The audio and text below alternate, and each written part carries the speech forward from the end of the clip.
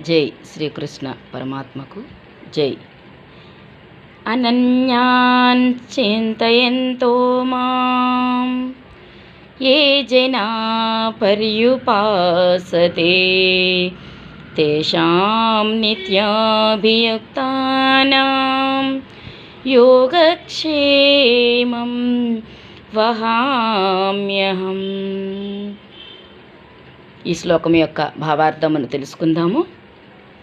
వేరే ఆలోచనలు లేకుండా నిత్యము తమను తామే నమ్ముకొని తమ స్వీయ ఆత్మధ్యానములోనే ఉంటూ తమను తాము సేవిస్తూ ఉండాలి. అటువంటి వారి యోగక్షేమములను నేను అంటే ఒక పరిపూర్ణమైనటువంటి ఆత్మ స్వయముగా చూసుకుంటాను అంటున్నారు. అంటే ఇక్కడ శ్రీకృష్ణ పరమాత్ముల వారు నేనే చూసుకుంటాను అని మనకి చక్కగా సెలవిస్తున్నారన్నమాట. జై శ్రీకృష్ణ పరమాత్మకు జై.